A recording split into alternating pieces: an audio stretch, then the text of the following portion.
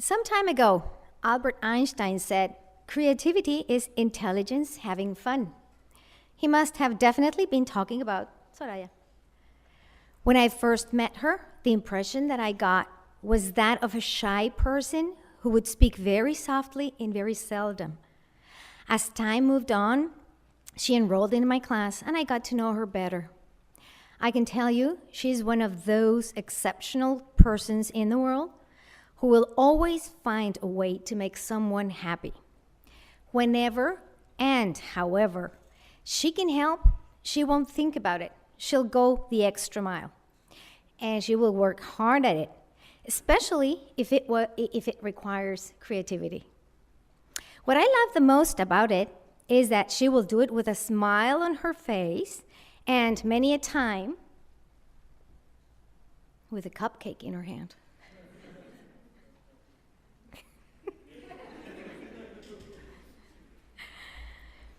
A small example of what I'm talking about are all of these beautiful backgrounds that you will be seeing all through the speeches ceremony. She created them. And the most remarkable thing is that even though they required hours and hours of work, she offered to do them because she wanted the ceremonies to look their best for everyone. Eric Fromm believed that creativity required the courage to let go of certainties. And believe me, Zoraya has really, truly set aside those certainties that she used to believe in, based on her shyness throughout her life, and has chosen to experience a different perspective in many arenas. She helped me to understand that being a shy, quiet person can represent great strength, and that strength can be grounded in kindness, a trait that will guide her through her life.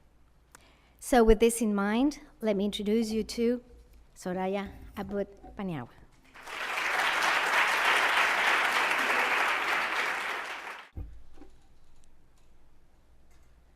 As a kid, I recall being acutely aware of my surroundings.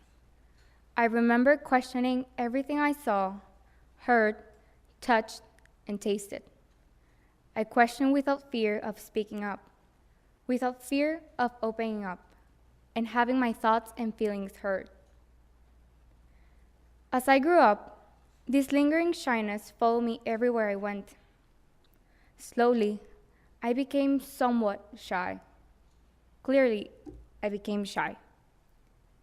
But shyness has its risks. One of them is that people can fill your silence with their own interpretation. You're bored, you're stuck up, you're judgmental. When others can't read you, they write their own story, not always one you choose or that's true to who you are. I still don't know how to make the shyness go away. It's hard for me to speak my mind, even with people I trust. But it's even tougher in situations where I feel intimidated by others. In some classes, it takes me to silently count to 3 for encouragement before saying something, even the simplest of things. It sucks. I'm jealous of those people that are fearless, and that don't worry if their ideas are relevant or not. In the end, their words are being heard. I wish I could be like that, but why does it have to be so hard? Even in everyday conversations, I get a bitter taste of knowing I could have said something, but I didn't. On the other hand, many little things excite me. For example, you know how there are days when the sun sets and the colors of the sky shift from cooler hues like blue and purple to warmer tones like pink and orange? On those days, I find myself admiring nature's work of art for a while, and I can't help but snap a picture of this because I know that there won't be another sunset that looks the same. When my thoughts are too much, I turn to music for help. As the beat of the song blasts through my earphones, I can't help but make up silly dances that sync with the rhythm of the music. When I feel like listening closely to a song, I pay attention to the way the melody of the instruments seamlessly blends together to go along with the lyrics. For me, there's no better feeling than that of finding new music, or when I listen to a song that I'd forgotten or hadn't listened to in a while.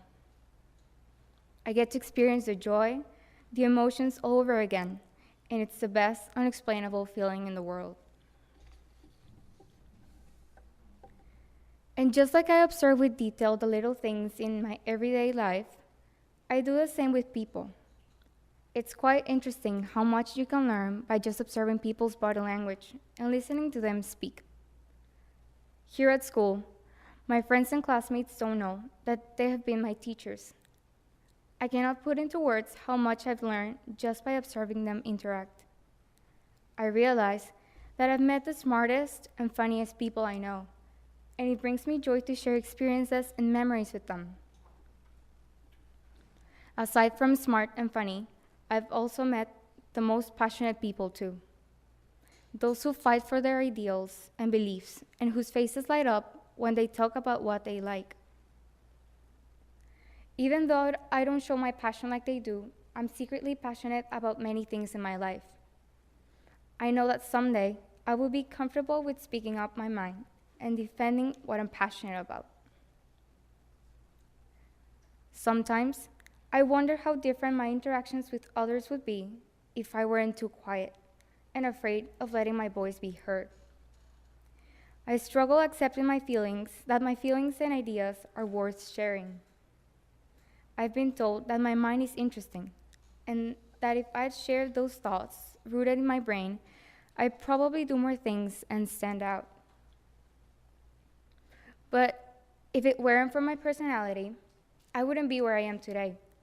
I wouldn't have met the souls that energize me and fill me with spirit, people that make me feel important, and value my opinion in a society where thoughts are not heard unless shouted. Friends that have prepared me for my future, where my past comfort zone has now become distant, and my new one is one I would have never imagined having. I know for a fact that I'm a shining star. I just need to keep on working to learn how to shine, feeling good about myself. Thank you.